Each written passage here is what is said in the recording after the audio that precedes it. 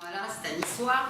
Alors, il est scénariste, il a collaboré à divers projets pour M6, pour W9. Attendez, c'est notre pointure comme ce soir quand même, pour Canal+. Il est auteur de plusieurs pièces de théâtre qui sont jouées à Paris. Et depuis 2012, eh ben, voilà, il a rejoint l'équipe de Jupop en tant que chroniqueur. Alors, si vous le verrez bien, on va parler du livre. Dans un premier temps, on va faire... Moi, j'aime bien faire des plans, hein, c'est ma formation, donc faire un petit préambule. Alors, Alain, explique-nous tout, parce que peut-être pas tout le monde connaît le site de Jupop. Je te laisse la parole. Alors, brièvement, pour vous présenter Jupop, d'abord, la première chose que, avant de parler de Jupop, je voudrais vraiment vous remercier, parce qu'on est ravis tous les deux d'être accueillis au Centre Flegg. On est très très contents d'être à Marseille. Et on est content de vous rencontrer. Et c'est vrai que quand Karen disait qu'on se moquait beaucoup des Marseillais, c'est fou. Tu veux que je leur montre les photos que vous avez osé prendre dans le train avec des bobs? On a énormément d'empathie pour Marseille. Et la photo, je corrige, on n'a pas pris une photo avec des bobs, mais avec des Comat Bell. Oui, esprit purement parisien. Les gens qui savent ce qu'est un Comat Bell, c'était les chapeaux qu'on portait effectivement des bobs qu'on portait en Israël dans les années 50 et 60, et la traduction c'est chapeau d'idiot. Ça n'avait simplement aucun lien. Je voulais l'amener ce soir parce qu'on parlera évidemment d'Israël dans ce livre. Et pour revenir donc au sujet de Jupop, Jupop c'est un site qui au départ, mon idée c'était de faire un site pour les jeunes. Je me suis rendu compte que il n'y avait absolument rien dans le paysage médiatique, en particulier sur Internet, pour les jeunes juifs. Il n'y avait aucun média. Et donc j'ai commencé par faire un petit blog où j'ai écrit seul, et puis c'est monté en flèche. Et depuis, il y a une quinzaine de chroniqueurs, dont Jonathan, dont Rubin qui est dans la salle. C'est pas vrai. Rubin qui a contribué un peu. Voilà, il y a une équipe de jeunes qui sont parfois journalistes, qui sont parfois auteurs, qui ont des professions qui n'ont rien à voir parfois avec les médias. Et l'idée, c'était d'une part de donner la parole à ces jeunes, et puis surtout d'avoir une totale liberté de parole sur tous les sujets qui concernent les juifs, principalement en France, mais aussi en Israël et dans le monde. Et puis de faire rire, et de faire rire avec des sujets qui peuvent être parfois graves. Et finalement, voilà, le résultat, c'est qu'on a de plus en plus de monde qui vient sur le site, et je vous invite à y aller parce que c'est très très diversifié. Il y a des jeunes qui ont des plumes absolument extraordinaires et qui traitent de sujets qui sont aussi bien politiques que culinaires, que culturels. Je ne sais pas ce que je peux ajouter sur le site, parce que c'est vrai que c'est un peu mon bébé, j'ai du mal à en parler. Je vais en parler. Mais déjà, voilà, une petite question. Comment tu l'as recruté à Jonathan? Alors, Jonathan m'a envoyé, en fait, ce qui se passe très très souvent, je suis contacté par des gens qui m'envoient des sujets. Et Jonathan avait été voir une pièce de théâtre, plutôt un one-man show qu'il avait adoré, il m'a envoyé une chronique, j'ai trouvé que la chronique était super, je lui ai dit, ok, voilà, je peux copier, et après, il a continué avec un sujet très porteur qui était un sujet sur les boulettes. Ah voilà. En tant que séparat, je m'étais dit que c'était important. Moi, j'ai rencontré un autre comme ça, mais j'ai découvert d'abord Jupop il y a 2 ans maintenant. Et je me disais, c'est incroyable qu'il n'y ait pas de trucs pour les jeunes juifs ou de sites internet. Et quand j'ai découvert Jupop, c'était vraiment la révélation. Waouh, super, il y a un truc pour les jeunes, pour notre génération Y, qui on n'avait pas grand chose. Et je me disais, voilà ce qui nous manquait. Et de suite, j'ai voulu écrire pour ça, parce que moi j'étais scénariste déjà depuis un moment, et je me disais, voilà, il faut que déjà pour que ma mère soit fière de moi, et puis... Elle fait des boulettes. Voilà, elle fait des boulettes. D'ailleurs, il y a un sujet sur les boulettes. D'ailleurs, mon deuxième sujet, c'était sur les boulettes. Donc, voilà. Et voilà, et donc j'ai soumis deux articles, 2 chroniques à Alain, qui les a prises tout de suite et qui ont bien marché sur le site. Et voilà, et petit à petit, on a créé ce lien, et puis un jour, Alain m'a appelé appelé pour me dire voilà, je suis en train d'écrire un livre et j'aimerais bien que tu m'aides à écrire avec moi. Et donc on s'est mis sur le projet, il y avait plein de sujets qui nous intéressaient et voilà, on s'est partagé la tâche. Alors si vous le voulez bien, on va parler un petit peu de la genèse de ce livre. Vous dites d'ailleurs que c'est une arme de destruction massive contre la bêtise et les préjugés. C'est ça? C'est exactement ça. Allez, explication. D'abord, l'histoire du livre, l'idée ne vient pas de nous. J'ai été contacté par un directeur de collection chez J'ai lu qui avait publié il y a un peu plus de 2 ans un petit livre comme celui-là qui s'appelait « Comment savoir si vous êtes noir », qui avait été écrit par 2 sœurs journalistes françaises d'origine congolaise. Et il m'a contacté l'été dernier en disant « Voilà, j'ai lu Jupop, est-ce que ça vous intéresserait d'écrire « Comment savoir si vous êtes juif ?» Donc j'ai dit « Combien ?»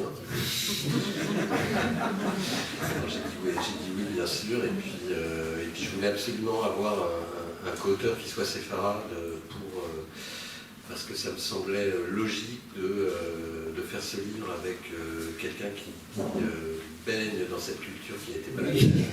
Qui baigne dans l'huile, c'est ça. Et donc voilà, j'ai appelé naturellement Jonathan et on a commencé à travailler sur le livre. D'accord.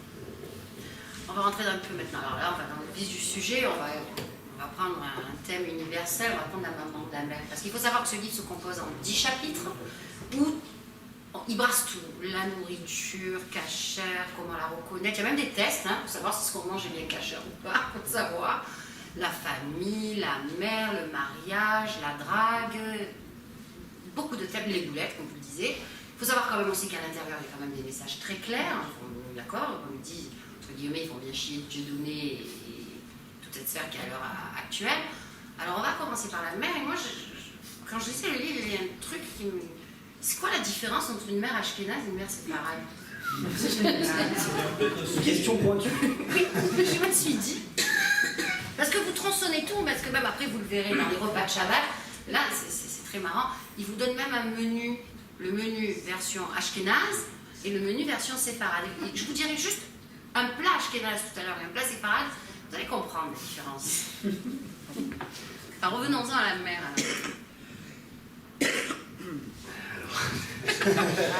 C'est un sujet qui est très compliqué parce que je pense qu'il y a beaucoup plus de points communs que de différences. Je pense que la névrose est absolument identique. La camarade Freud, hein. Voilà, chez la mère ashkénaze et la maman séfarade. Je pense que la différence principale, c'est du côté, effectivement, qu'est-ce qu'on utilise. Oui, voilà, qu'est-ce qu'on utilise dans la nourriture. Non, mais pour en revenir à tout à l'heure, moi j'ai écrit pour Canal+, M6 et W9, et ma mère s'en tapait complet, en fait. Et le jour où j'ai décidé d'écrire pour un sujet juif, elle était hyper contente. Elle en a parlé autour d'elle comme si c'était vraiment la consécration absolue, alors que j'avais écrit des trucs beaucoup plus importants et elle s'en foutait complètement. Non, mais il y a un truc quand même. Quand j'ai parcouru votre livre, parce que vous comprendrez que tout le monde, qu'on soit juif, non juif, séfarade, ashkénaze, vous allez vous reconnaître dans certains passages et même de dire, ah bah purée, ça je l'ai vécu moi avec ma mère, etc. Et il y a un truc moi qui m'a marqué, parce que personnellement je l'ai vécu, je le vis encore, c'est l'histoire des tupperwares. Voilà. Ça c'est un truc, vraiment. Là chacun est en train de se demander qui est-ce qui m'a volé mon dernier tupperware. Je vais laisser Jonathan en parler parce que c'est le grand spécialiste du tupperware. Mais le pire, c'est que ces deux. Parce que je vais te passer la parole, Jonathan. Ce sont vraiment deux grands malades. Ils ont été dans le livre jusqu'à faire un schéma d'une maison pour savoir où est le tupperware. Plus exactement, c'est un Cluedo. Un Cluedo, voilà. Je veux dire, qui a tué Qui est là, ça s'appelle Qui a volé la boîte. Voilà. Donc, c'est une mère juive qui fait une enquête sur qui a volé sa boîte de tupperware. Voilà. Et non, c'est très marrant. Ça nous permet de parler d'Alain Soral. on va le glisser. Voilà, ça nous a permis de parler d'Alain Soral. Et donc, oui, la mère qui dit, il est tellement antisémite celui-là, je suis sûr qu'il m'a volé ma boîte. Voilà.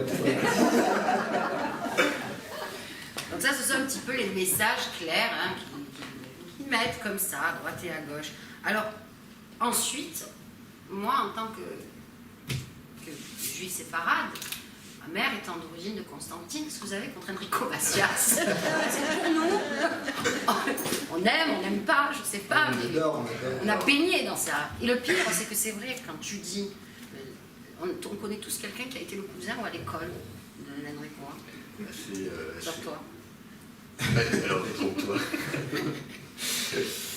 Non, mais c'est vrai que c'est une réflexion qu'on s'est fait et que Jonathan connaissait par cœur, voilà, dans les familles, alors plus particulièrement chez les juifs algériens, tout le monde a un lien avec Enrico. Oui, c'est quand même assez extraordinaire. Moi, à chaque fois que je parlais d'Enrico Macias, on me parlait d'Enrico Macias, tout le monde me disait c'est le cousin de ma mère, de la sœur, du beau-père, du fils.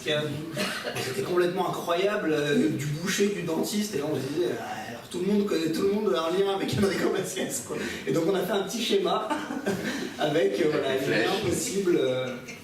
Les liens possibles avec Enrico Macias. Et pour vous raconter une anecdote qui est absolument véridique, il y a 3 semaines, on fait une interview sur une radio juive parisienne. Et la journaliste qui nous interviewe, à un moment donné, nous dit mais je ne sais plus, enfin, ma cousine et la belle-sœur du frère d'Enrico. Enfin, c'était complètement surréaliste parce que du fils d'Enrico. Au début, on a cru que c'était un gag, mais non, effectivement, c'est vrai. Voilà. Donc, qui ici a un lien avec Enrico Macias? Voilà, pour voir. Allez, hypocrite. Mais on peut vous assurer qu'on a transmis, et c'est là aussi le livre à Enrico. C'est ce que j'allais te demander. Et il s'est bien marré. Donc, voilà. Ouais, oui, mais on est béni par Enrico. Ah, ben ça va.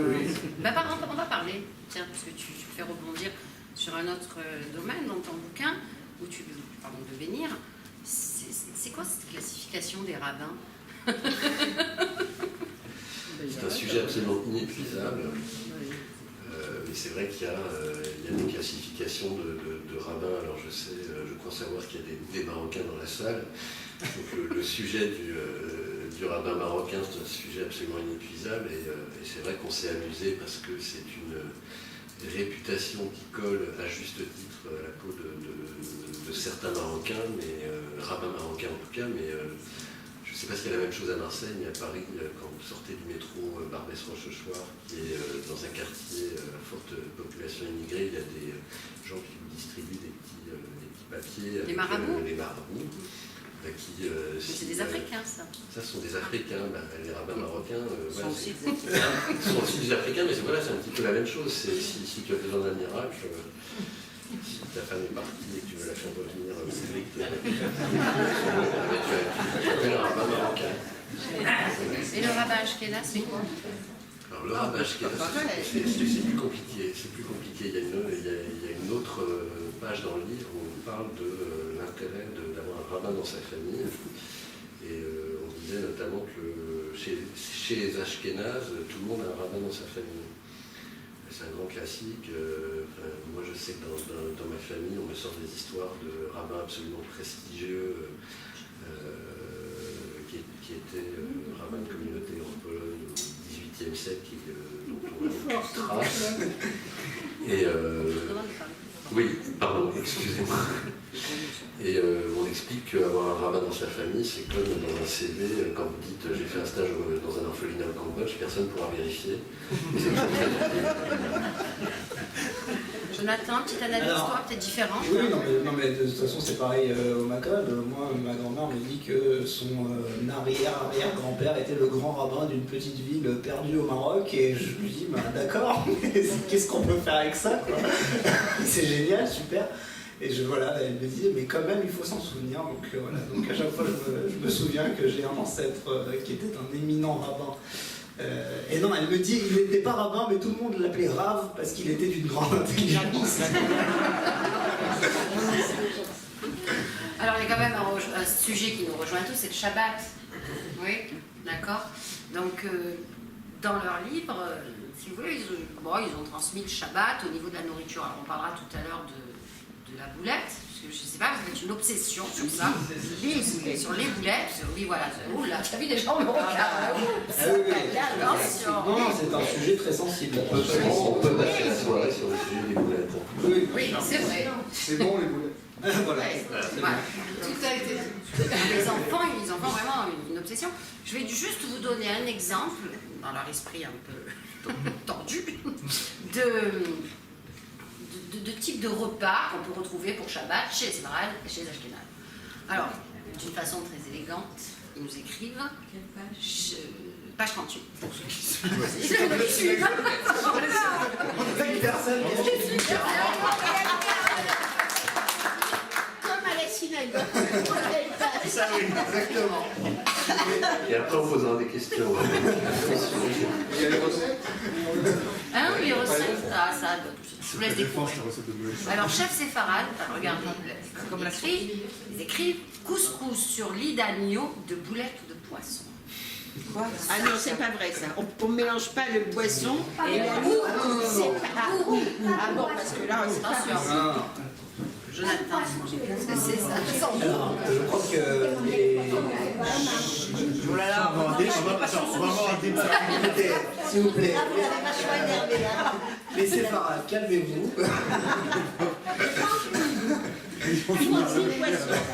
Tunisie, poisson. Non, les Tunisiens sont les seuls, à ma connaissance, à faire un couscous au poisson.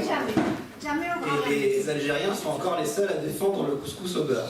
Ce qui est... Oui, alors, c'est vrai. Et évidemment, À la sortie de Pessah, comment tu casses pour ça? Ils mangent des pizzas pendant toutes les soirs. Alors, ma mère est marocaine et mon père est d'origine égyptienne. Voilà. Ah, ça va être ça s'améliore. Comment? La pauvre ou le pauvre? Les pauvres. Voilà. Et les boulettes, elles sont marocaines alors? Les boulettes, du coup, sont marocaines, oui. Ouais, voilà. Les petites avec les petits oignons. Je crois que les boulettes sont méditerranéennes. Voilà, bah, très bonne réponse. Bonne réponse, madame. Les boulettes de matza. je suis désolée, mais en Europe du Nord aussi, il y a des boulettes. Oui, mais c'est pas En Suède, il y a des boulettes qui sont réputées. Mais c'est pas les mêmes. Rétablir la vérité. Oui, oui, mais c'est pas les mêmes. Bon, vous voyez comme le débat est enflammé, quoi. Donc, D'ailleurs, on prend Ikea vend des maintenant. boulettes. Vous allez Ikea vend des boulettes, vous savez. On va quand même dire que madame, on va quand même dire pour la connaître un peu qu'il y a deux personnes dans cette salle, dont Kat qui est une spécialiste des boulettes. Absolument. Hein, elle les prend d'ailleurs régulièrement estampillées, d'accord. Et nous avons bien au fond là-bas une petite jeune tunisienne qui est très forte en boulettes, parce que je les ai testées moi. Et c'est sa spécialité. Alors, vas-y. Excuse-moi, mais on va parler d'un sujet qui va calmer tout le monde, c'est le clops. Voilà. Non, Ce qui est bien, c'est qu'en tant qu'Ashkénaze, moi j'ai aucun problème sur les boulettes parce que. Je connais pas.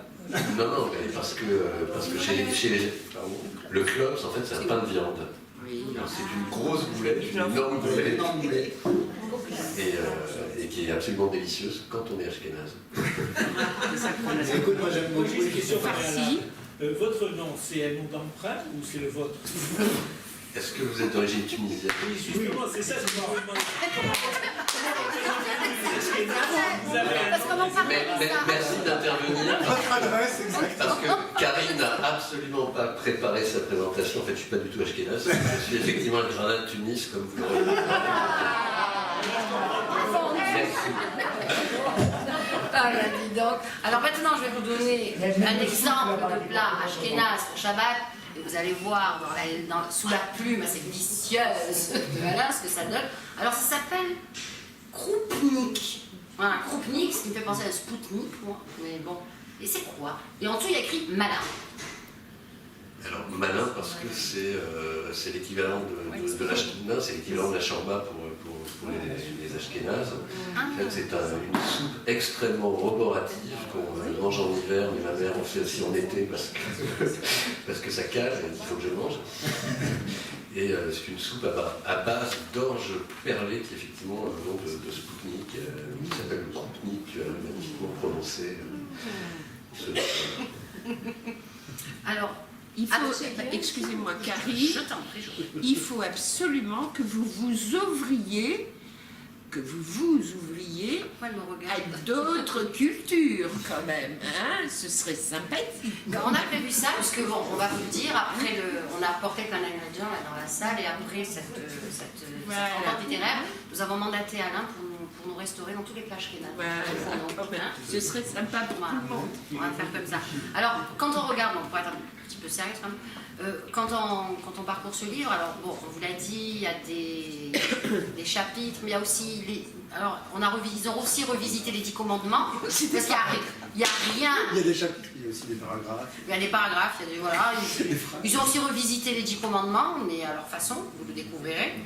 On peut en lire un ou deux peut-être. Ouais, oui, alors j'ai ouvert au hasard. Ah non, celui-là c'est le commandement numéro 3. Voilà, le commandement numéro 3, écoutez, la décence m'interdit de le lire réellement.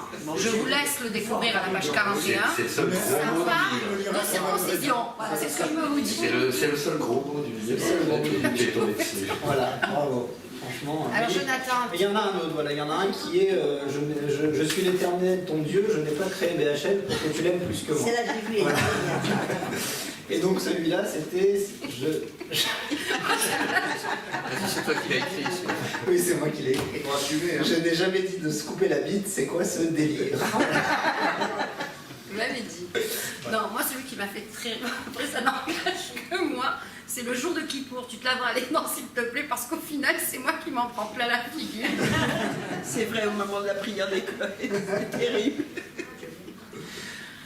Alors, donc voilà, ça c'était pour les 10 commandements. Mais il y en a d'autres. Oui, il y en a d'autres. On va laisser quand même, découvrir. On va parler aussi d'un thème un peu culte, puisque moi, j'ai pas compris. Parce qu'ils parlent aussi de techniques de drague. Et vous dites que, je ne sais pas si c'est l'un ou l'autre, qui dit que c'était toi, Jonathan? Mais t'arrêtes de me balancer comme ça. C'est qui? Avouez. Mais il y a les deux, il y a les techniques de drague. Ils disent que, Ashkénaze, voilà, etc. qu'ils n'ont rien à voir. Alors, c'est quoi une drague séfarade? Alors, c'est une drague très légère, très.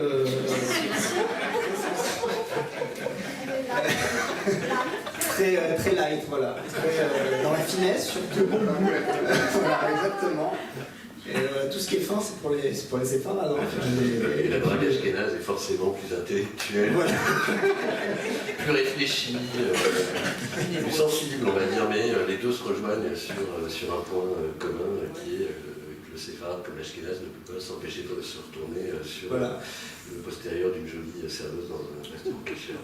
Exactement. Alors, quand même, il y a. À travers ce bouquin, vous dites quand même des choses sérieuses. Quand je disais au tout début, eh bien, quand je disais que finalement c'est un remède contre l'antisémitisme, les clichés les plus nauséabonds, vous donnez des messages complètement clairs, puisqu'on voit, bon, toujours à travers la rigolade, il y a des messages clairement énoncés contre Alain Soral, contre Dieudonné. Ça a été un petit peu votre fil conducteur, ou pas du tout? Pas tellement au final parce qu'on s'est... Enfin, bien sûr, ils étaient en arrière-plan, mais on ne voulait pas vraiment que ce soit un livre à charge, on n'a rien à foutre, plus moins on en parle, et mieux on se porte au final. Et oui, le but c'était surtout de déconstruire les clichés qu'eux s'entêtent à nous coller. Et voilà, et par exemple, il y a une page qui s'appelle « Y a-t-il des juifs pauvres ?» Et pendant une page, on dit que non, et que tous les juifs sont milliardaires. Et que Vous êtes tous milliardaires. Voilà. Donc, voilà. On va passer un chapeau. Voilà, on va passer un chapeau, donc c'est 1 million chacun minimum. Voilà. Et évidemment, à la fin, on met en note de bas de page que cette page est complètement fausse et que voilà, c'est un cliché qui est très dur, même surtout pour les juifs pauvres, en général. Ouais, surtout pour ceux qui mangent. Oui, exactement. Mais Avec plaisir, c'est spécial d'avoir à le préciser en bas de page. Oui, et ben en fait, on s'est dit qu'il y a des idiots partout et que même si c'était tellement énorme de dire qu'on contrôlait la grotte à Picsou et compagnie, voilà ce qui est En gros, ça veut dire que l'ironie ne passe plus. De Picsou et sous le mur des lamentations, A plus de mal à passer. C'était quand même assez malheureux de le préciser, mais au final, voilà, il fallait quand même qu'on ait un côté sérieux en note de bas de page. Et voilà, c'était pas non plus ceci est du 10e degré, non, voilà, il fallait quand même l'expliquer. Voilà. Alors, on parle effectivement beaucoup de ces sujets et on en parle autant côté non juif que côté juif, parce que, par exemple, il y a un passage où on explique c'est quoi un juif antisémite. Par exemple. Bah, vas-y, on te laisse expliquer. Par exemple, le séfarade qui n'aime pas l'ashkénaze. L'inverse. Je plaisante, mais il y a. C'est vrai qu'on est très. Avec Joupop, on est très présent sur les réseaux sociaux. Et depuis quelque temps, on voit passer des messages de plus en plus extrémistes venant de la communauté juive. Et parfois, je lis des messages où des propos où on remplace, par exemple, le mot. Si on s'amusait à remplacer le mot arabe ou musulman par le mot juif, on se retrouverait dans des purs discours antisémites des années 30. Donc, oui, c'est en mode les Arabes sont partout et contrôlent la France, quoi. Donc voilà, on se retrouve dans des discours qui finalement sont complètement des discours antisémites si on remplaçait le mot musulman par juif, quoi. Et ça, c'est assez terrible, quoi. Et on s'est complètement interdit de ne pas en parler dans le livre, quoi. Et puis on parle aussi évidemment de sujets qui sont très présents aujourd'hui, notamment le conflit israélo-palestinien. Et c'est vrai que c'était intéressant pour nous d'essayer d'écrire des choses un petit peu drôles sur des tas de discours qui sont tenus, qui sont souvent extrêmement caricaturaux et qui sont caricaturaux des deux côtés. Donc on s'est amusé à parler effectivement, que ce soit quand on parlait tout à l'heure des sujets qui sont abordés à Shabbat, et c'est des exemples sans doute qu'on a tous vécu. À un moment donné, on écrit quand ton beau-frère qui est dentiste fait un cours de géopolitique en t'expliquant que les Palestiniens ont déjà un pays qui s'appelle la Jordanie et que tu as juste envie de lui fourrer ses boulettes dans la gorge pour qu'il s'arrête de parler. Il faut savoir que dans ces repas, il y a des discussions interdites. Bien sûr, bien sûr. Donc voilà, après il y a des choses qui vont sans doute heurter certains lecteurs, mais en même temps on avait envie de les interpeller sur des choses qu'on voit passer tous les jours et qui sont très très présentes. Alors ça peut être aussi des sujets aussi graves que la Shoah, vus par le prisme de l'école et du collège. Comment est-ce que un collégien peut se comporter pendant un cours d'histoire sur la Shoah quand il y a un de ses copains de classe qui s'endort à côté de lui, par exemple. Ou qui n'écoutent pas le cours sur la Shoah, tout simplement. Donc voilà. Moi, je me souviens, quand j'étais au lycée, j'étais tombé dans une espèce de paranoïa quand il y avait un cours sur la Shoah. Et dès que j'entendais un rire ou un petit truc dans la classe, voilà, c'est ce que je dis dans le livre, je crois qu'il dit, en fait, Hitler et les Juifs. Et je dis, ouais, non, on peut pas dire qu'Hitler il est juif, c'est pas possible. Quand j'ai commencé à remonter, et en fait, le mec avait dit Hitler et les juifs du verbe haïr. Donc voilà, donc j'étais donc ça, je me suis dit, c'est quand même assez intéressant de le mettre dans le livre. Et puis même, voilà, sur le conflit israélo-palestinien, on s'est bien amusé à parler de ça. On s'est amusé aussi à déconstruire certains clichés sur Israël, sur les colonies.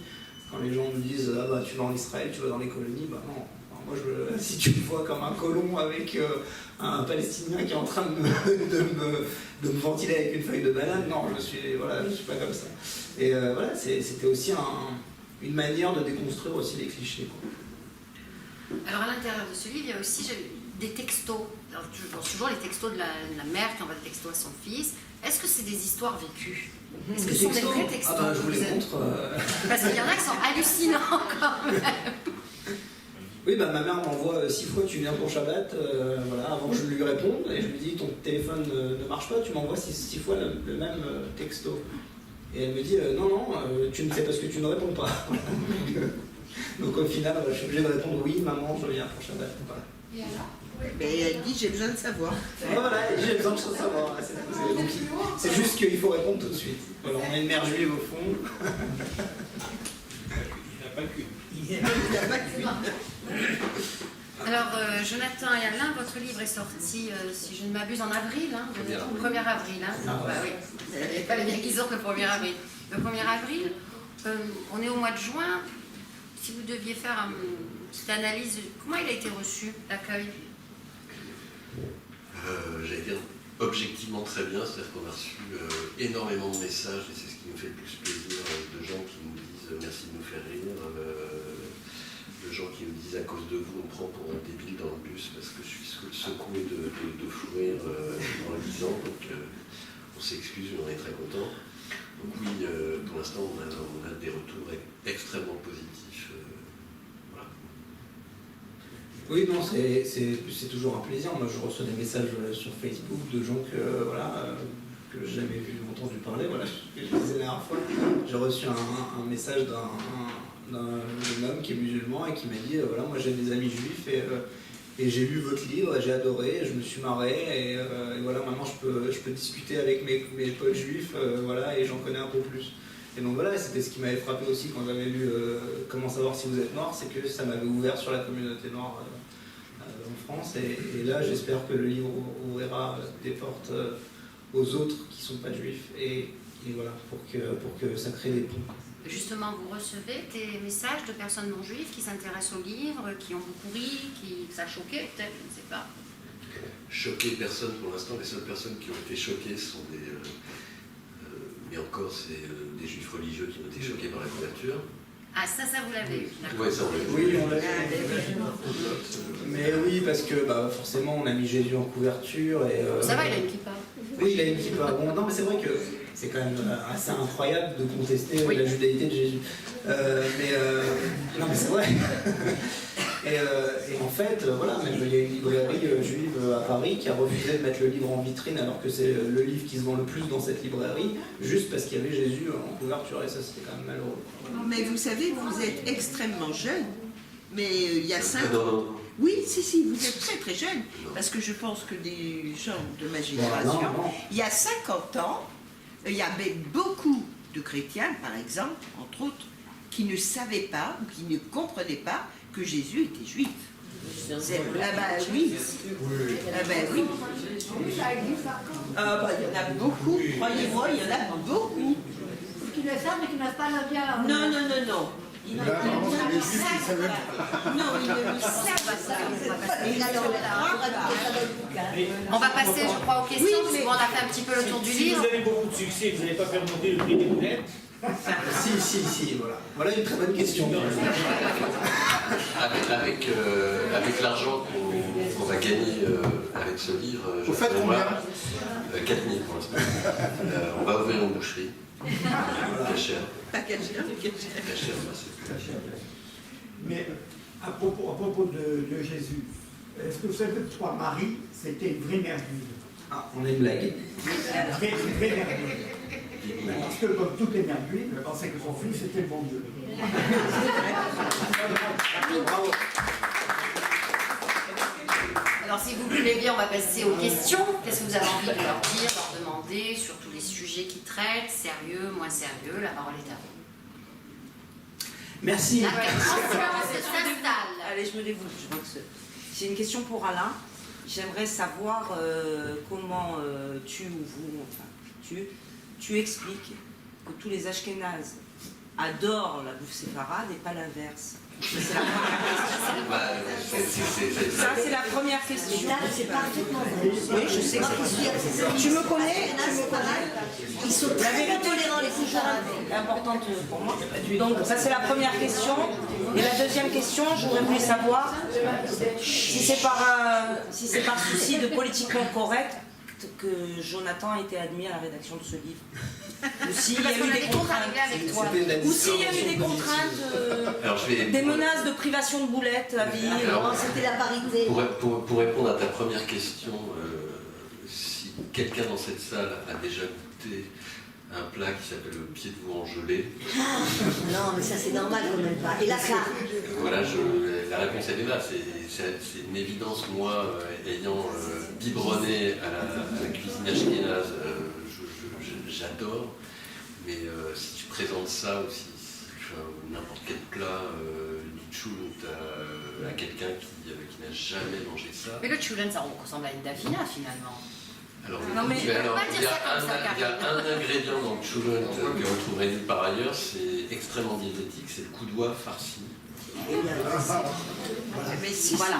Mais ça, seulement Alain, c'est des on Ashkénazes. mange bien la semaine. C'est-à-dire eux, ils sont habitués à leur nourriture, mais ils ont quand même, il y a... Et le strudel, c'est pas bon. Personnellement, je préfère le Saint-Honoré, mais bon. Voilà. C'est pas juif. Et la deuxième question, c'est que, en fait, la vérité, c'est que Jonathan était le moins cher de tous mes chroniqueurs. Donc voilà, je prenais pas beaucoup, donc j'ai dit, il a dit ok. Et voilà, il était payé en boulettes, en fait. Ouais, c'est ça. D'ailleurs, j'ai pris depuis. Alors, est-ce qu'il y a d'autres questions dans la salle? Allez-y, lâchez-vous. Moi, c'est une question qui me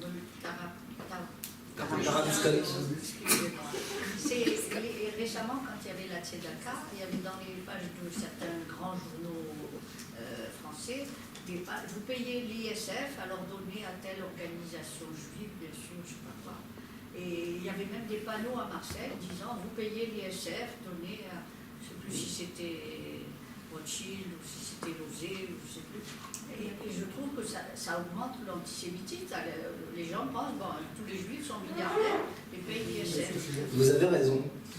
Et comment expliquez-vous que de grandes associations... Alors, on n'est pas responsable. Non. Le responsable de la Tzedaka, Voilà, désolé. Non, mais oui, malheureusement. Mais c'est la seule tout le façon monde qu'ils ont de fait ça toucher dans tous les juifs toute- qui ne fréquentent pas les communautés. Alors, franchement, moi, ce que je préfère, je ne sais pas si vous avez la même chose à Marseille sur les radios juives, mais sur les radios juives parisiennes, il y a un spot de pub d'Éric de Rothschild pour l'appel à la Tzedaka. Vous l'avez aussi. Moi, je trouve que c'est une formidable publicité parce que moi, je rêverais de diffuser ça sur France Inter ou parce qu'il explique qu'il est banquier. Personne ne sait qu'il est reçu Son argent banquier. suisse.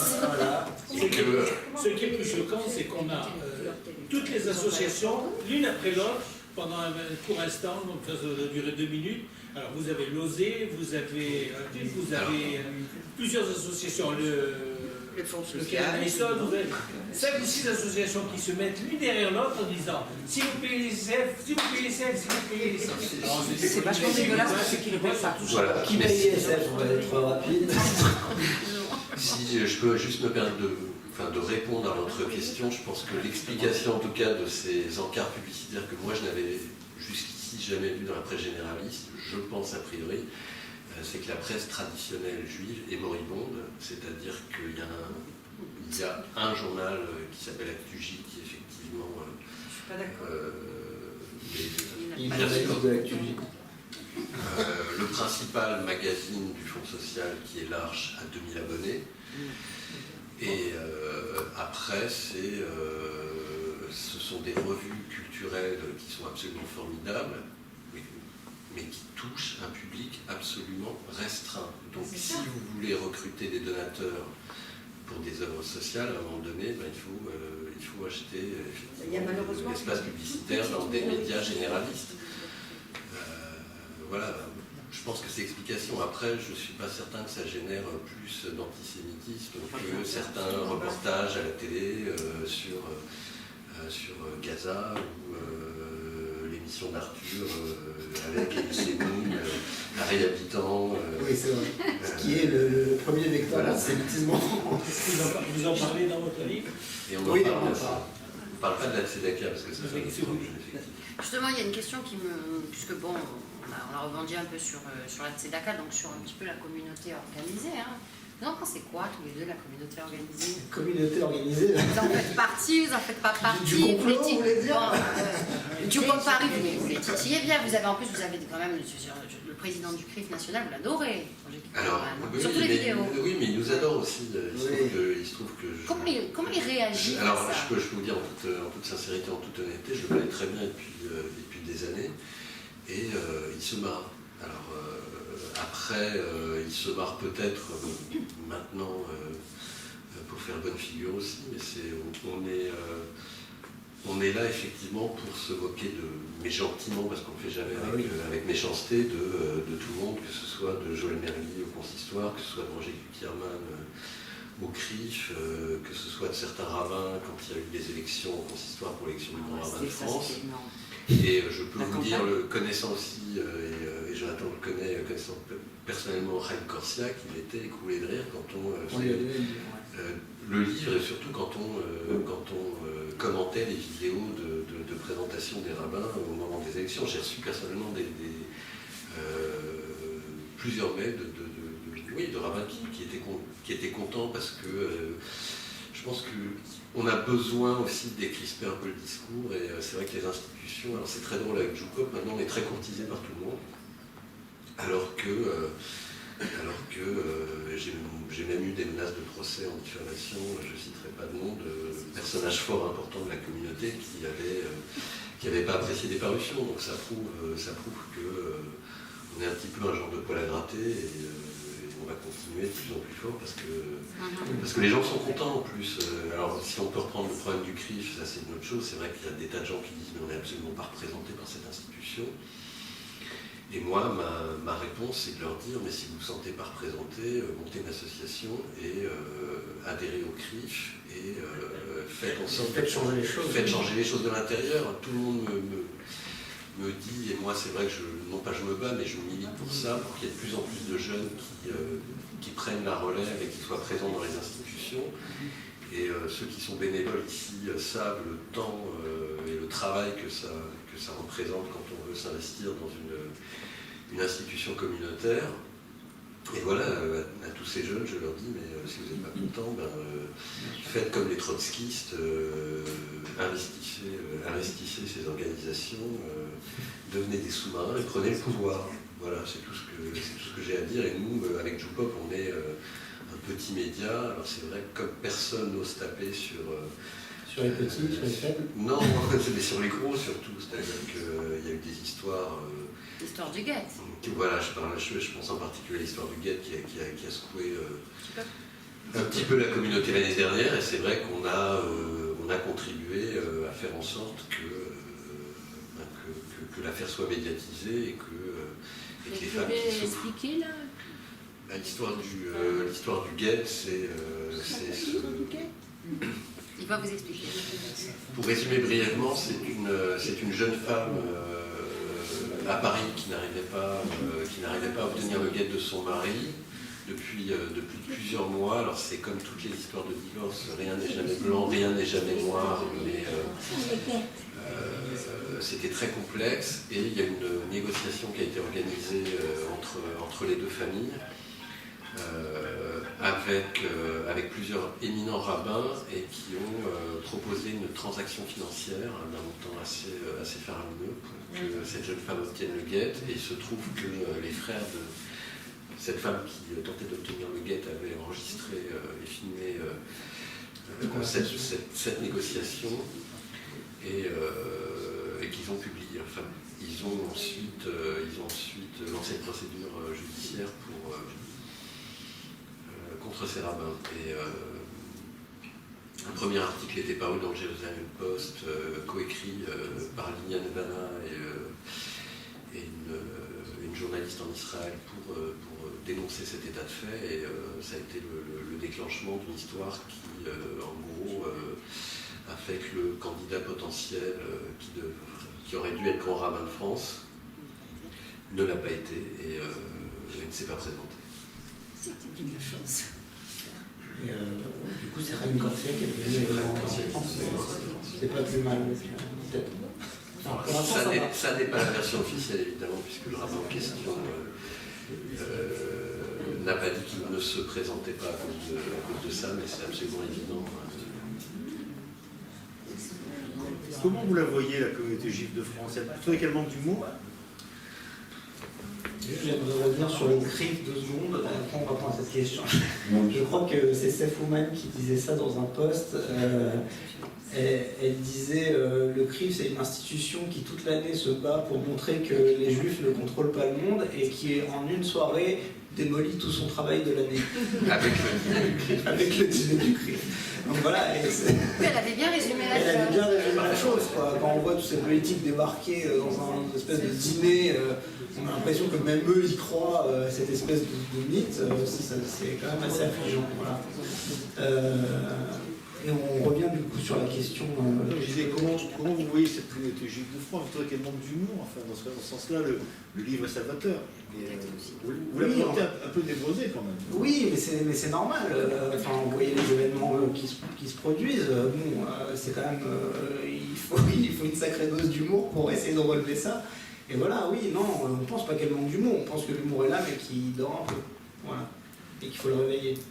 Oui, après, moi, ce que je vois depuis 4 ans avec Jupop, donc c'est vrai que c'est, si je dis pas de bêtises, c'est postérieur à l'assassinat d'Ilan Halimi et plus ou moins en phase avec les tueries de Toulouse, puisqu'on a vécu récemment. Donc c'est vrai que le contexte prête pas à rire, mais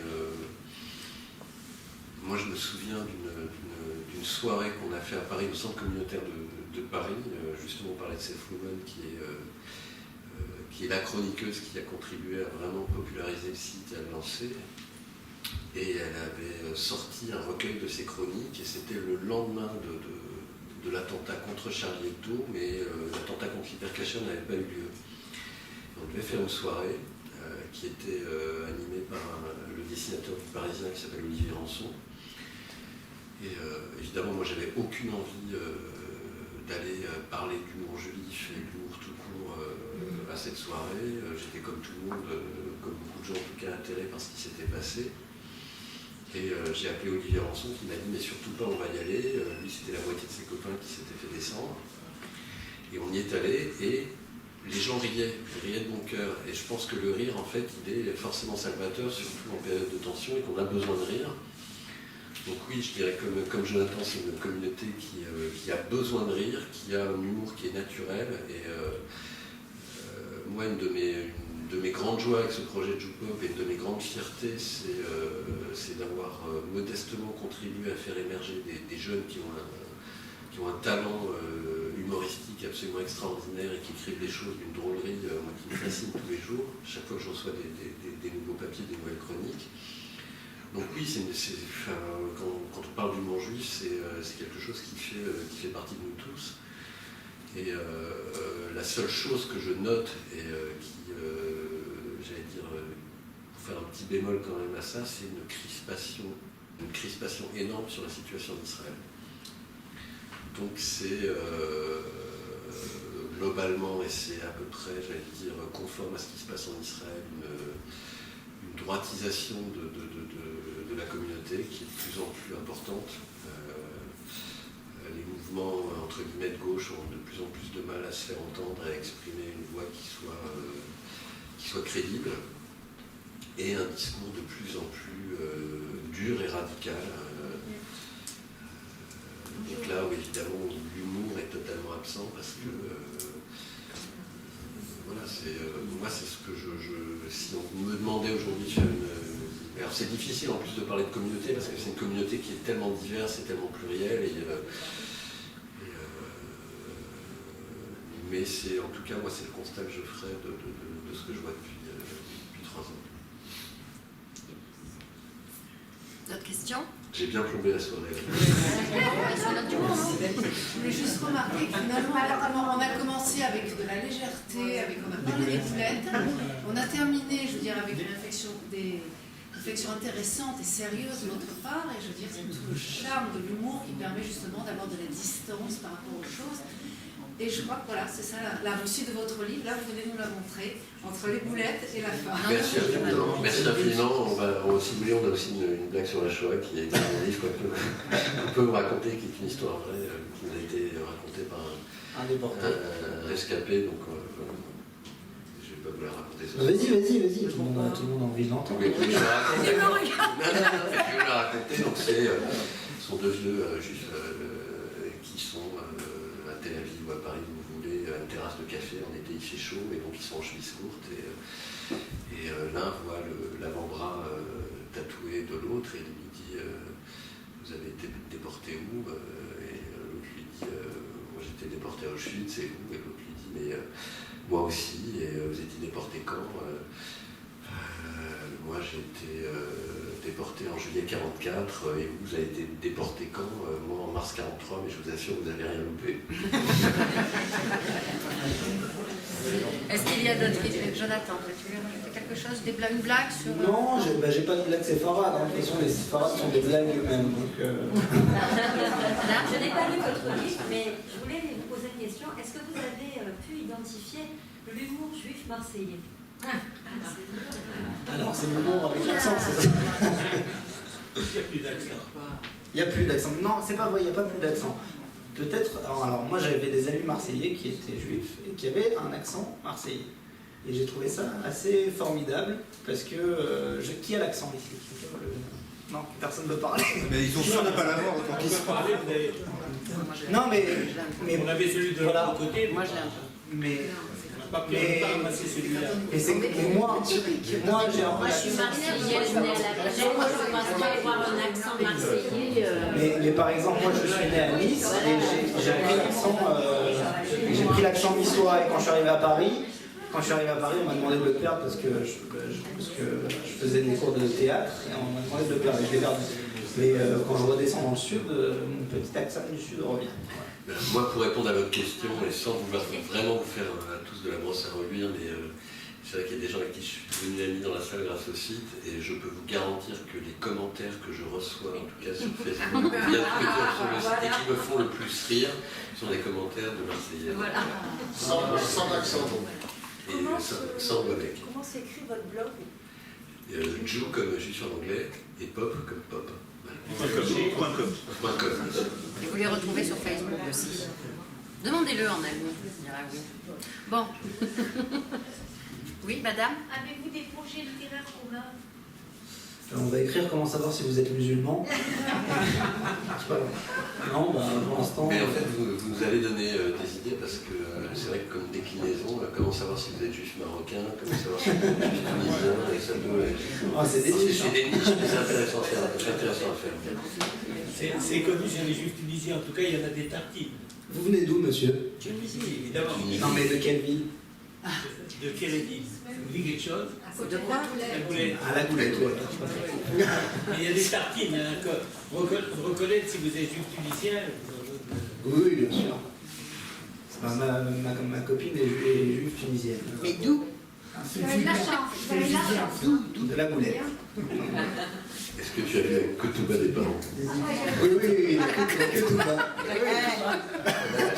Est-ce que tu as vu comment J'ai demandé. je À l'Ashkénaz, la Ketouba. À l'Ashkénaz. D'autres questions? Et quelle boulette on mange ce soir? C'est pas Shabbat. Il y a différentes boulettes chez les.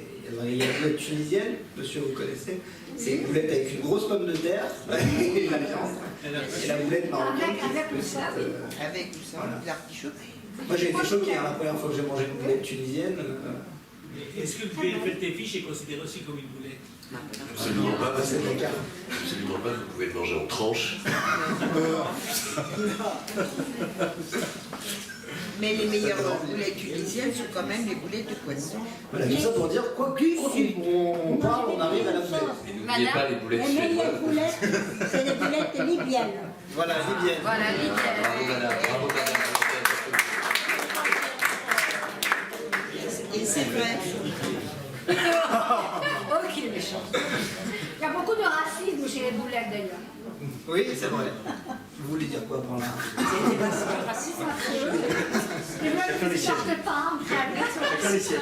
Les boulettes se boulettes sont supportent. racistes. C'est ce qui donne le goût. La taille de la bouleture, non? D'autres questions? C'est un sujet compliqué là. Moi, je vois que au sujet de la boulette, on arrive quand même actuellement à un mélange qui fait que presque toutes les boulettes se ressemblent. Vous allez au centre d'Isengorf le vendredi, vous avez des tas de stands, ils sont marocains, ils sont tunisiens, mais vous avez tous pratiquement les mêmes boulettes devant. Sauf chez Ikea. Mais c'est quoi l'histoire avec My Brandt exactement? Ah oui? De quelle histoire parlez-vous? Je sais pas. Non, parce que nous, on en a marre. Bon, moi j'ai compris qu'à un moment donné, vous en avez assez de nous montrer des belles nanas, et donc il fallait mettre un beau mec, mais c'est juste My Brandt, quoi. Parce que Il est mort, c'est-à-dire, bon, il n'y a pas de concurrence, quoi, et c'est terminé. D'abord, c'est Choisir un mort, c'est un peu glauque, quoi. Non, il est toujours vivant, Mike Brandt, c'est toujours vivant. C'est comme Elvis. Voilà, c'est notre Elvis. Au début, c'était juste une blague, et puis on s'est rendu compte que ça faisait marrer tout le monde. Donc, mais là, je suis très content parce que j'ai trouvé la semaine dernière un chanteur que je ne connaissais pas, que certains connaissent peut-être dans la salle, qui s'appelle Yoni.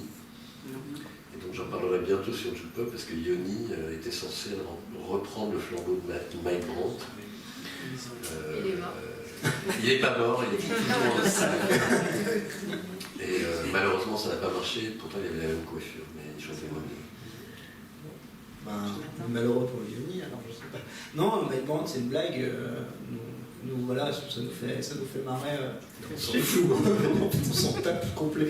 Non, non, ça nous fait marrer parce que c'est une espèce d'icône comme ça, qui était une espèce d'icône des 80 et 70.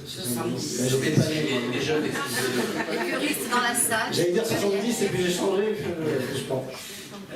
Et voilà, et ça nous fait marrer. Pour moi, ça me fait encore plus marrer parce que j'ai pas connu cette période et que j'ai l'impression que c'est un espèce de mythe comme ça que j'avais connu. Voilà. Et alors, je sais qu'il y a des fans de Mike Brandt dans la salle, mais si ça vous intéresse, donc il y a un biopic qui est en train d'être. Il n'est pas encore tourné, mais ils se battent déjà. Et la famille se bat parce qu'elle n'est absolument pas d'accord avec le scénario, qui ne représente pas la vérité.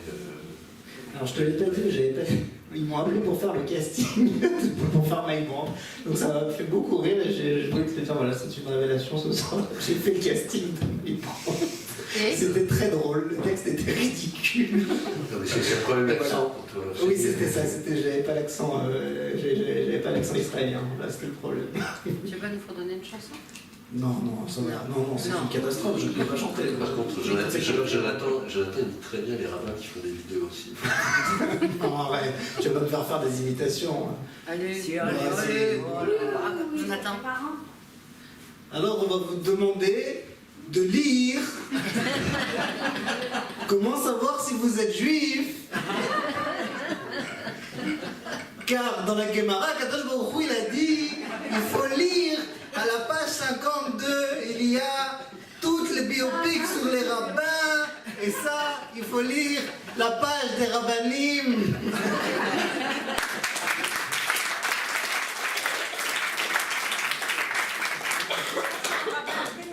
Oui, bah bien sûr, attendez, je ne que des autres. Moi. Ça me craignait plus expliquer. D'ailleurs, j'ai une question, parce que vous faites beaucoup de classifications chez les séfarades. Bon, les Tunisiens le prennent pour leur grade, mais ils ont l'habitude, ils sont complètement immunisés. Les Marocains, mais chez les Ashkénazes, tu ne fais aucune classification, comme si c'était tous les mêmes. Mais qu'est-ce que tu fais comme classification? Bien sûr qu'il y a des différences. Bien sûr qu'il y a des différences, mais je pensais que le sujet n'était pas suffisamment porteur pour... il y a juste un moment dans le livre où on parle de ce qu'on appelle en yiddish les Yeke, les Allemands, donc les Juifs alsaciens en majorité, qui sont les psychorégimes et les psychopathes ashkénazes.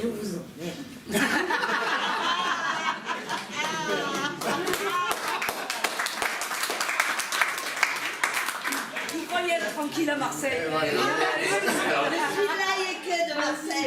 Les Yeke sont partout. Non, j'ai beaucoup d'amis alsaciens. C'est très mauvaise J'en avais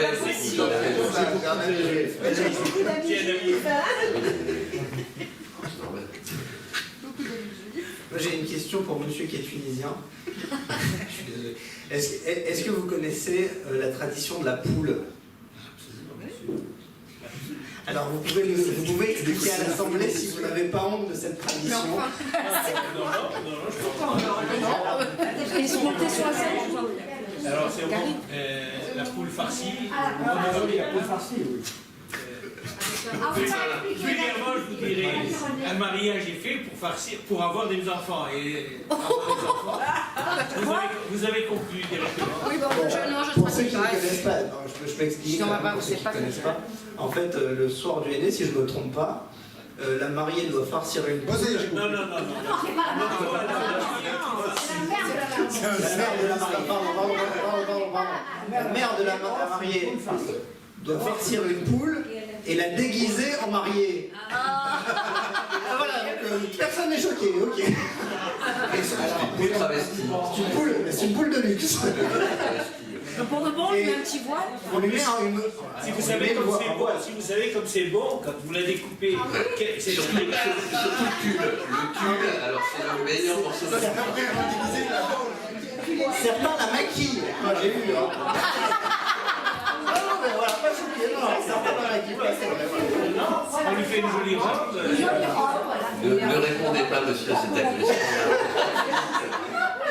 Voilà. C'est une belle tradition. Bon, moi j'ai entendu dire que dans les Marocains cassaient un œuf sur la tête de la mariée sans lui aider. La belle-mère marocaine vient par derrière et casse un œuf sur la tête de la mariée. Est-ce que c'est vrai ou pas? Je ne me prononcerai pas sur ça. Je ne me prononcerai pas sur l'œuf. Et en revanche, je sais que certains Marocains font encore le sport. Je ne sais pas si je prononce bien. Et c'est en fait de la magie noire. Oui. Complètement interdite dans la religion. Exactement. Et moi, ma grand-mère fait vraiment des incantations très très bizarres. Oui, et bien alors moi j'ai un rabbin que j'ai étudié qui le fait, qui est marocain. Moi je suis pas marocain, je suis de la magie. C'est pas de la magie, mais c'est vrai que dans certaines circonstances, il indique des choses à faire ou qu'il vient faire lui-même, gracieusement, je le dis bien, c'est-à-dire sans argent. Je précise quand même, non, sans argent, je précise. Mais il y a effectivement des pratiques pour enlever le mauvais sort. Et est-ce que vous avez vu des choses exceptionnelles faites par ce rabbin? Je ne les ai pas fait faire chez moi. Mais peu importe, ça n'a pas d'importance. Peu importe, s'il y a des gens... Il est derrière toi alors. Non, il n'est pas avec nous. Mais s'il y a des gens... Et c'est en plus un rabbin sérieux, moi je peux vous dire. Voilà. C'est un bon rabbin. Et alors moi, mes rabbins, j'en ai choisi un Ashkenaz et un séfarade. Comme ça, ouais. Non, mais attendez, ceci dit, il y a. Je sais pas que je vais à chaque fois renvoyer la balle, mais on se fout beaucoup de la gueule de ces parents. Oui, moi j'ai pas mal d'amis ashkénazes, vous avez les mêmes trucs, vous avez vous aussi des trucs de magie noire, c'est un peu moins par les circonstances de l'histoire, mais vous, il y a des spécimens de tout On en parle sans livre, il y a une tradition moi, qui m'a traumatisé enfant et qui vient de ma grand-mère. Chez certains Ashkénazes, notamment originaires de Pologne, quand vous éternuez et que dans la conversation on parle d'un événement dramatique, moi ma grand-mère se précipitait sur moi pour me tirer les oreilles en haut et en bas. Donc vous imaginez quand vous êtes gamin, au bout d'un moment vous avez l'oreille aux aguets, et vraiment pour savoir, j'espère que personne, que je ne vais pas éternuer quand on parle de l'enterrement de machin ou de... Et donc, on raconte dans le livre qu'effectivement, un des traumatismes, c'est, chez les Ashkénazes, c'est c'est d'aller dîner chez sa grand-mère, et d'attendre que David Pujadas annonce un tsunami et d'éternuer au même moment, et là, c'est fini. Vous êtes mort, les oreilles en feu. Donc, oui, chez les Ashkénazes, il y a aussi des traditions... Je comprends pas, tu es allé au Shabbat? Bien sûr. Quand il y a un match sur Canal OM PSG, oui, forcément. Mais vous parliez des Marocains, mais pourquoi les Parisiens, quand on rentre dans une nouvelle maison, on coupe le poisson à l'entrée et on marche dans le poisson pour rentrer la maison? Oui, c'est comme la poule. C'est comme la poule, c'est la même chose. Non, mais pour revenir aux Marocains, moi, ma mère et ma grand-mère passent leur vie à lutter contre ce qu'ils appellent la haine. Et l'œil, et je trouve ça, enfin moi, ma génération trouve ça complètement absurde, mais voilà, c'est vraiment, pour le coup, c'est quelque chose qui n'est pas dans la religion. Alors d'accord, pardon. Oui, c'est un débat.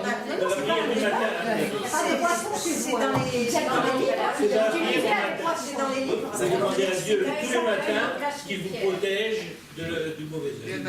Alors maintenant, allez expliquer comment c'est le mauvais œil. Là, vous pouvez demander à votre rabbin son explication. Mais dans la prière du matin, c'est explicite. C'est comme pas passer sous une échelle. Voilà. Vous savez qu'il y a des superstitions, c'est poussé beaucoup plus loin. Même chez eux, c'est pas seulement la prière du matin, c'est poussé vraiment à l'extrême. Voilà. Ce sont des déviances, c'est la même chose. Mais moi, ma grand-mère, j'ai eu mon premier appartement, elle m'a dit tu es né aux quatre coins de la pièce. Voilà. Elle vous a pas mis des carrés dessus? Oui, aussi, ça fait plaisir. Elle a tout mis, je prenais des plates de fruits. Moi, j'ai carrément eu le plein de Vous avez le passeport vert, ça c'est sûr. Voilà, c'est ça. Vous pourrez en discuter avec un rabbin, ça existe dans la Torah, et on vous explique comment ne pas retirer le mauvais œil. D'accord. Comment? Il vocabulaire judéo-arabe, la langue de... Oui, on en parle un peu. Moi, voilà, quand je parlais de ma grand-mère, depuis que je suis tout petit, elle me parle en arabe et je comprends pas un mot. Oui, c'est compliqué quand même. C'est quelques trucs qui font très l'imagiste, à vivant. Mais voilà, mais du coup, j'ai quelques mots qui me restent. Par exemple. Je disais, voilà, oui, les gros mots, voilà, Yartik Sarta, Yartik Bahata, tout ça, ça m'est resté, voilà. La Ramma. Si, je le prononce. C'est un vrai. Mais alors, il a ramené de la réserve. Non, mais... non, allez-y. C'est vrai. Voilà. Attends, j'ai 2 minutes. Fini pas la soirée. Bah alors, C'est ça. non, mais... Pardon. Allez-y, monsieur. Peut-on rire de tout? Ah, voilà, voilà une vraie question. Vas-y, alors, pour les questions. Oui. Enfin, moi, ma réponse, elle va être lapidaire, c'est oui, évidemment, mais c'était la fameuse citation de Desproges, mais pas avec n'importe qui. Donc, Mais moi, je crois que ce serait pas mal déjà de rire entre nous. Oui. Il faut, c'est ce qu'on dit au début, il faut rire des juifs et surtout rire avec les juifs. Oui, parce que quand c'est un non-juif qui fait une blague juive, si on connaît très bien, ça va, on sait d'où ça vient, mais si c'est quelqu'un qu'on ne connaît pas, moi je suis toujours réticente. Si monsieur, votre question c'est plus exactement est-ce que les juifs peuvent rire de tout? Oui, est-ce que, ma réponse est encore d'une façon générale, vous vous mettez des limites? Et l'auto-censure. Enfin, moi, pour répondre, la seule limite, c'est de ne pas être blessant. En fait, quand on a écrit, on a toujours fait avec empathie, et voilà, quand on fait les choses avec empathie, en général, pour les C'est ça. on fait toujours les choses avec empathie, voilà, en général, voilà, si on blesse pas les gens, si on arrive à pas blesser les gens et à rire avec eux, ben voilà, c'est toujours le problème de rire avec les gens et pas contre les gens. Encore que ça détend quand même parfois. Quand rire un peu plus les goy, peut-être qu'on est un peu devant le monde. C'est vrai. Le film. Quand on n'est pas là. C'est vrai, Le pas le contre. Oui. Je sais pas quoi vous dire. Est-ce qu'il y a d'autres questions? Moi, c'est pas tout à fait une question, mais voilà, bon, c'est vrai que ça vous fait rire les traditions de votre grand-mère. Je pense que votre maman les a fait moins, et que maintenant, avec vos enfants, vous n'allez pratiquement plus les faire parce que vous ne les comprenez plus. Alors, ensuite, où on va? Alors, c'est pas vrai, d'abord, parce que moi, je continue à faire certaines traditions. Voilà. Non, je parlais de ces petites choses dont oui, on parlait, en général. le mauvais sort, etc. Non, mais bien sûr, mais parce que voilà, c'est sûr qu'il y a aussi voilà, une évolution. Je ne tue pas la tradition. Voilà, moi, j'essaie de perpétuer voilà, ce que je trouve pertinent et j'essaie d'arrêter ce que je trouve pas pertinent, comme la poule, par exemple. Non, je plaisante, monsieur. Et non, bien sûr, c'est sûr qu'il y a des trucs qui vont se perdre, et comme voilà, il y a des trucs qui sont perdus au fil des années, je crois que nos grands-parents ne faisaient pas les mêmes traditions que leurs arrière-arrière-grands-parents non plus. Voilà.